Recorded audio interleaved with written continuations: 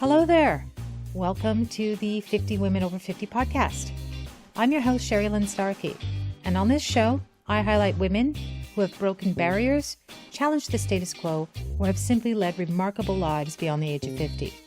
So far, my guests have included pioneering entrepreneurs, passionate activists, artists, educators, and a lot more. Get ready to be inspired, informed, and empowered as together we extol the lives of 50 exceptional women over 50. Today, I'm welcoming to the show Barbara Ann Mojica. She's the author of the Little Miss History children's books. After a long and successful career as a teacher and education leader, Barbara found herself divorced after a 30-year-long marriage. But she wasn't alone for long before she met the man who would become her husband and collaborator. She calls him the love of her life. She says that now that she's in her 60s, she's never been happier her whole life long. In this interview, she tells us how she navigated this journey. So tell me about your 50th birthday. Okay, well, my 50th birthday was pretty uneventful as far as the exact day goes, but the year was very impactful. The year I turned 50, I had been, for the previous 5 years, teaching in a special ed school, children with very, very extreme special needs. So I was working with autistic children, crack cocaine babies, medical deficiencies, Fragile X syndrome, Down syndrome, all across the board.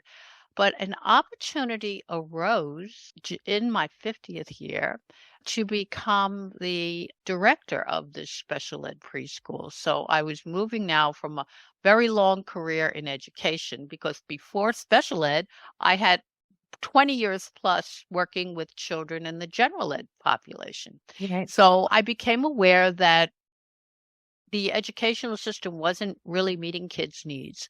And I went into special ed. So I'm back to school, new certification, taught special ed in the school for a few years, and then an opportunity became available to become the director if I would be willing to go back to school. So back to school again to get new degree in school administration. So my 50th year, I began this new career in being a director, and it really opened up so many things, because now I was not just teaching. I was working with children, as I always had been, but I was working with a multidisciplinary staff. I wasn't only working with teachers. I was working with psychologists. I was working with speech therapists. I was working with physical therapists, occupational therapists, and of course, trying to help parents along in this special ed process, as well as interacting with the state and local school district and having to do all the paperwork for all of this. So it just opened up so many new avenues to me of learning and understanding. And so in that 50th year, I embarked on this new career, and I started paying more attention to myself. My children were now grown. One of them had just finished college and the other one was in college. So I had more time to devote to me. I started doing things like going to the nail salon and getting my nails done, which unbelievably I had never done until my 50th year. And it was just a great experience. Unfortunately, a few years later, I would get divorced. My marriage of 34 years fell apart Oh, no. when my husband went through a midlife crisis. Oh, I see. And so more changes were coming down the pike, but more opportunities, as I said. And then I met the love of my life a couple of years after the divorce, and I am now happily remarried. I retired from education, but embarked on a new career, because now I use all of the experiences I've been able to gather throughout my whole life. I'm reconnecting with my history, which was my major undergraduate, and I have graduate degree in history as well. And I am now writing nonfiction books for children with history, but also helping with all I've learned from education by sharing with parents, with teachers, all the tools and strategies to help children to become critical thinkers and to become hopefully impactful leaders in the future. And the world has changed, so I try to help them through all of that. Sounds like your 50s were a decade of continuous and profound change. Were you happy? Yes, Were you happy during that period?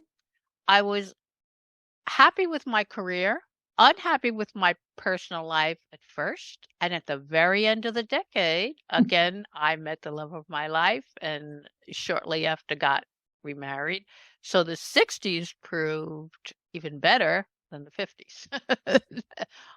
Yes. So I had one other guest. I think she was like episode 7 or 8 of a woman that didn't fall in love or meet the man of her dreams or her life partner until well into her 50s. And her name is Christine Lefebvre. And she took us all through what it was like to be in the fresh bloom of new love, which is for many of us at this age, that was 30 years in the past. And she has just recently announced that they're going to be wed as well. They're getting married. And so I think the lesson for all of us here is that just because you're postmenopausal does not mean it's over. Your ex-husband's midlife crisis, does it look and feel like every stereotypical men's midlife crisis that you see in movies and stuff like that? Or was it more of a soul-searching thing? It was pretty typical. He decided to, and we had a fairly usual, common married life at the beginning and the middle, right up to near the end when he decided to take up with somebody 18 years younger than he was. Yeah. And, So total stereotype. wanted to have his cake and eat it too, pretty much. Oh, well. Well, it sounds like bad choices on his part created a lot of opportunity on your part. So It did. I have never been happier. So it all worked out in the end. Good for you. And so I guess that the lesson there is, and this is particularly poignant because some friends of mine that have been married for 34 years have just announced that they're getting divorced. And everyone that I know that knows them, women, we're all like, oh my God, it could happen. It could happen to you. And we think about it with fear and dread, but there's two sides to the coin. As although you might think that you don't think of marriages breaking up after that kind of longevity, but it does happen, and it's not the end of the world. So what surprised you most about having all this change in your 50s? The fact that it was so easy to transition. It was just as if or things changed, but I just moved through it. I've always been the kind of person who was determined and very persistent, and I guess a little bit stubborn too. But as a child, I was born into a family that didn't have a lot of means. And in fact, neither of my parents finished high school. Right. But I always loved school. I was very into it. And my parents encouraged me. They didn't have a lot of means. And I worked really hard to get myself into college and to use every opportunity. I had a teacher who was very inspirational and who told me I really needed to go to college. And she's the one that really put that idea into my head. I made sure I got in. At the time there was a merit system in place for the city universities where I lived. And if you worked really hard, you would have to get really good grades, but you could get in and not have to pay tuition, just pay for your books and expenses. Mm-hmm. That's what I did. And then I worked whenever I could on vacations and the summer to earn money to pay for the other things. And that really paid off because a teacher that I met while I was in college put my name in for a scholarship for graduate school. I wound up getting a scholarship and was able to get myself through graduate school Amazing. without paying tuition. So I mean, I had no real prospects for opportunity going into it, but I was able to get myself through. And I think more kids need to know the value of working hard, applying themselves, having the mindset that you can do anything. If you really want to do it, you can apply yourself and you can achieve almost anything as possible. But a lot of kids today don't think that way. So Amen. our whole society, our whole mindset, the idea that you have to fit in and be like everybody else, which is one of the things I'm always preaching about, is the role that social media has changed in education, because children today don't have to apply themselves nearly as hard as we did, because we had to go through so much work just to get the information. And now you go to the internet, you type in a question, you get the answer. And the first answer you get is often the answer that you use. You don't go further. You don't really Right. go into depth to find out all the possibilities. And children today aren't taught in school those critical thinking skills, the process of how you get to the answer, how you think, not the end result, the answer on the test. You pass the test, you meet the standard. But that's not Yes. really learning. That's not real education. So I'm talking all the time about developing critical thinking skills and having parents and teachers really work on that, because it's not given to the children in the schools today. And it's, from what you were saying, it's not just about the technology supporting it. Like what you were making me think about was, because I had a post-secondary education experience similar to yours. So I was cleaning houses and raising my kids and trying to put myself through college and everything. So I hear you on this. When I was coming up to normal college age, like my parents were not in a position, and they were just like, if you're going to go to college, you're going to figure it out on your own, because we can't do this for you. And so, but I don't know so much about the States because I haven't lived there since 2004. I left Washington, D.C. But here in Canada and Britain, where I've lived a lot, universities become such a big business. And it's almost like a sausage factory, right? Get them in, get them out. 4 years here, that kind of thing. And you can get a degree in almost anything that you can conceive of. There's a degree in. If there's someone willing to pay for it, there's a college willing to offer it. And so I think that just the value actually of the education isn't as good as it used to be. And then the sense of achievement of actually going to college and persevering and putting in the hours and working your way through, or not. Maybe you don't have to work your way through college, but I just think that it's expected that you will have a degree now. It used to be you couldn't get a job without a high school diploma, but pretty much now you can't get a job without a college diploma or a university degree. And the whole value of them is kind of less than what they were in past generations. And the debt that comes with them. Oh my God. Yes. And it's so sad that we don't place value on other types of education. There's so much value in vocational education, because there are so many children who would excel, and we need people in these service industries. So many children that are talented in different ways. It doesn't have to be academic. I was fortunate because my college back in the day required you to take a broad-based liberal arts education before you even went into a major.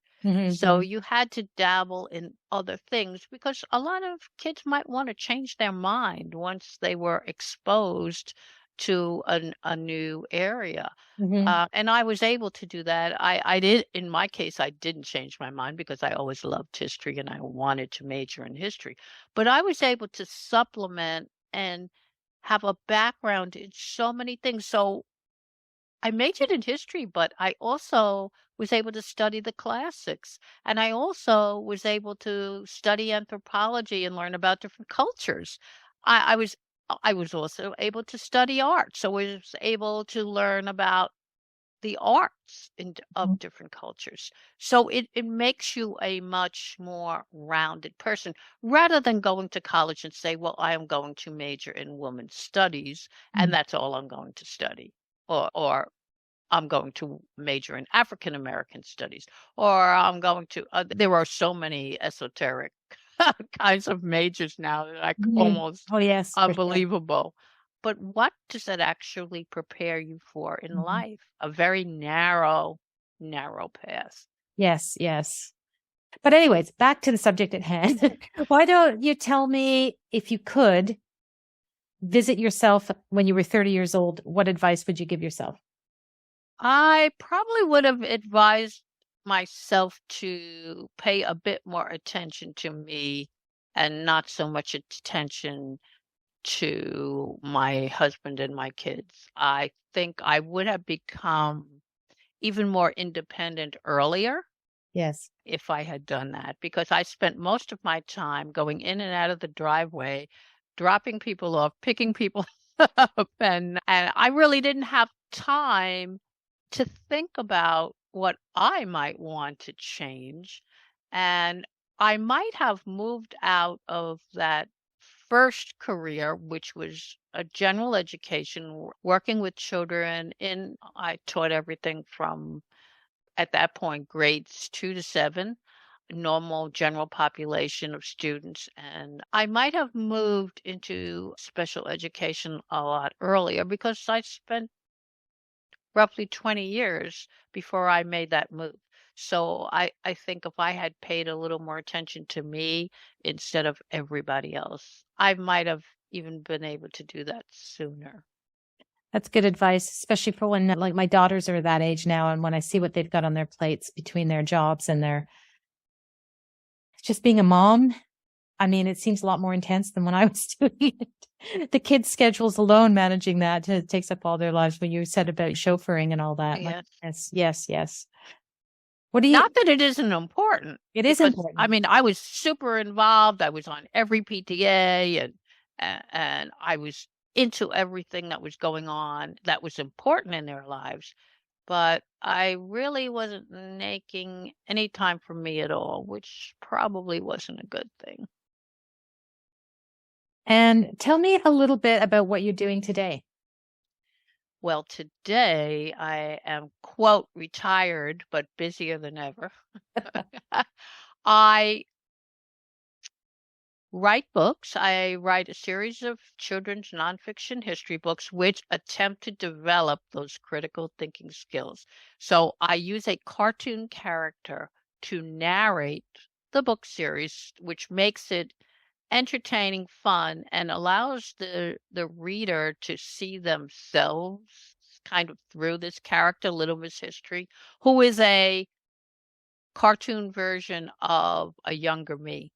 Okay. My husband, who is my illustrator, created that character based on a younger me. Okay. So the character narrates, and I take children to different places to view different people. They're multimedia books, so they are, quote, picture books, but not just picture books. They have real photography. So we go to the sites in most of the cases, take actual photographs. My husband lays out the books because he is an artist and also a writer. So he's able to do that. It's great working relationship. And we also use portraits. He draws incredible portraits of people. We expose the children, and of course their parents and grandparents who read the books with them, to little known characters in history and little known events. So I make it a point to bring up issues like Native American rights, African Americans who were forgotten in previous history, both sides of the story, like the controversy over who really wrote "'Twas the Night Before Christmas." Maybe it wasn't Claremont Moore. It might have been Robert Livingston. And it just exposed them to different ways of looking at things. So we'll talk about, for instance, in Mount Rushmore, we'll talk about how the land was taken from the Native Americans and how now the Native Americans are building their own memorial to Crazy Horse right near Mount Rushmore. And what do the kids think about that? Do they think we should have one memorial? Do they think we should have two? Why? We talk about environmental issues like beautiful Sequoia National Park, this fantastic place that has these magnificent redwood and sequoia trees that are thousands of years old, yet it's the most polluted park in the national system. And sometimes it's actually unhealthy to breathe the air there. So Oh, we talk to them about the environment. What do they think? So I bring into my book science. I bring in all kinds of issues, as I said, and ask them what do they think and why do they think that. And when I go into classrooms to visit with children in person, I have discussions with them and bring all of those issues to the forefront. So that started out as my main focus, but I also have a blog where I review children's books okay. and all ages, actually, from babies to young adult. I do advice on my blog. I started a YouTube channel during COVID because I wasn't able to get out and see people in person. So I do teaching videos. I call them 2-minute teachers, and I do videos on every subject that teachers and parents can use to supplement curriculum and also to bring in things like critical thinking and how do you tell when something's fake or real? What's a fact? What's an opinion? Oh, I know. So All that I kinds could do with some coaching on that. of. So yeah, I do that. I have this active YouTube channel as well. How many books have you written? I'm on number 15 right Okay, now, it's a big body of and work. yeah, and I have several in the pipeline. And I see behind you there it says wherever books are sold, but are your books available in libraries too? They're available in some libraries. They're available on Amazon worldwide, Barnes and Noble, independent bookstores. They are sometimes available at the historical sites that I write about. Okay. So my book is at the Statue of Liberty book is at the Statue of Liberty site as well as Ellis Island. And my FDR book is at FDR's home in Hyde Park. So again, it depends on the Okay. site and who's running it. Sometimes they're available on site as well. And I collect all kinds of resources for parents. So if they go to my Pinterest board, you can find almost anything. Books by age, curriculum resources, even advice for authors. I do some videos and collect resources for You're independent busy. authors as well. Yeah, so You are I am busy. very busy, very, very busy. So I will have links to all these things in the show notes. And I should tell you, my daughter is a teacher, and I will definitely share links to your resources with her too. She teaches 7th grade. So what are you doing for fun when you're not doing all this work? Well, what I do for fun is I enjoy spending time with my husband in the evening. We'll watch a documentary or a movie together. He is also very interested in history, so we have lots of fun The History Channel, then? with historical things. In the summer, I like to go boating. Mm. I live near the Hudson River, so I like to go boating. I like to garden and pitter patter around, although I don't have nearly as much time to do that anymore. Mhm. So I do like to dabble, just enjoy time in the backyard Nice. and read, of course. I still love to read. So whenever I have a moment or two reading and keeping up with current events and our crazy world that we live in today. Speaking of that, what are you most hopeful about for the future? I am hopeful that all of the wonderful resources that we have today will eventually be used to create a whole better way of education for kids. I think right now things are changing so quickly and we are so overwhelmed by the pace of it that we're doing things wrong. I think eventually we'll be able to see technology for what it's worth and not to be so into the newest gadget, but see everything in more perspective and put it into its proper place. Not use it as a tool to achieve goals, but not see it as the be all and end all. I think eventually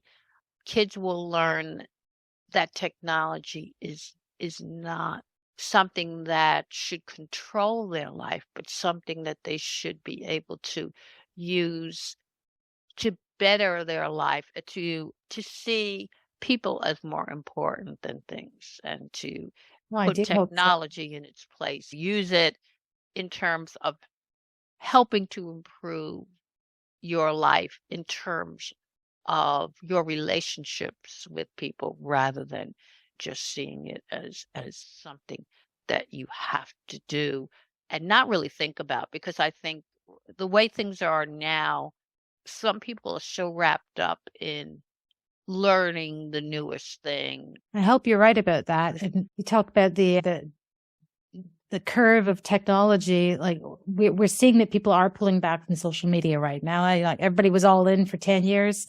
Now they've learned the dangers of it, and they're kind of bored with it too, I think, to a certain extent. So they're kind of pulling out of it a little bit. But this whole AI thing, artificial intelligence, that's the next huge trend after the social networks, and it's going to profoundly change our lives. There's no doubt about it. Yeah, this AI, like the chat GP and all of this, it takes all the creativity out of the whole process, the cut and paste. No, okay, give me a story about boom, boom, boom, boom, boom. Yes. Yeah, that's correct. That's correct. I think that I have grandchildren who are 7 and 9. And I think by the time that they're in their 20s, we won't even recognize the classroom more. No, I shudder to think. But then again, I think it will get to the point where there will be so much that you can't possibly use it all, and you're going to have to develop some kind of system of priorities. It will also become so expensive. I don't know. I am hopeful that there will come a point where we are so overwhelmed by the very complexity of everything that we will want to go back to something simpler. Yes. I can kind of picture that when I'm thinking about it. Yeah. At least I hope so. I think you're right that a lot of people are turning away from it because it's just because it really isn't interesting. After a point, I mean, people that spend hours on something like Facebook, I mean, after a while, clicking, agreeing with people, I mean, in the beginning, that might seem rewarding. And then after a while, you realize, well, everybody seems to agree on this. And it still doesn't seem right to me. So what's going on? I think that kind of reinforcement thing after a while gets stale. I realize that it's not true. Yeah. I think we're there with that. I think the elections of 2016 and kind of was the crescendo of all that, right? People kind of figured it out. So I don't know if you're aware, but social media is my business. And I can tell you that there's two things that humans use social media for: marketing and connecting with people that they already know and care about. So those are the two main things. All the other stuff that's going on, it's just noise. Is there an app you couldn't live without? Talking of technology. Oh, yeah. I don't like cell phones in general. I think, I am pretty good with the computer and I can navigate my way around the computer fine. But when it comes to taking that and transferring it to an app on the phone, Mm. I'm like all thumb, like the young kids with the texting. They can go blah, blah, blah, blah, blah, blah, blah, blah. Mhm. It takes me longer to try to text on a cell phone. I could do a letter fine on the computer, but on the cell phone with all of Yes. this and the text messaging and the editing the pictures and all of this, it's like the phone just like overwhelms me for some reason. I can do all of it fine on a computer. When I go to the phone, it's not a particular app. It's just the whole, I guess the miniaturization of it. I'm much better on the big screen, seeing it in front of me. Is there anything I haven't asked you about that you'd like to share? One thing, I think parents should be recognized as our children's first teachers. And I think that parents need to assume a greater responsibility for making choices for their children. I'm a big proponent of parents having choice in education for their kids. So whether that be a homeschooling situation, forming a school co-op, sending their kids to a charter school, finding some kind of focus of interest that can be combined with the general academic curriculum, Mm-hmm. which my kids were able to take advantage of. And just, in other words, I think the money should follow the child and the parent being the decision maker rather than everything being funneled through a public educational system with this one common core idea. This has been 50 Women Over 50, a podcast for women whose personal confidence is born of experience. Thank you to my guest, historian and author Barbara Ann Mojica. Although Barbara describes herself as retired, it's clear that she's nothing of the sort. She is living proof that you can do anything you want in life with a little hard work and determination. I've put links in the show notes so that you can easily connect with Barbara and find her books and her other resources online. Thank you for listening, and if you like the show, please share a link to it with your friends and drop me a rating or a review on Apple or wherever you get your podcasts from. Please follow me on social media too. Let's connect and create a whole community of wise women over 50. See you next time on 50 Women Over 50. I'm your host, Sherrilynne Starkie.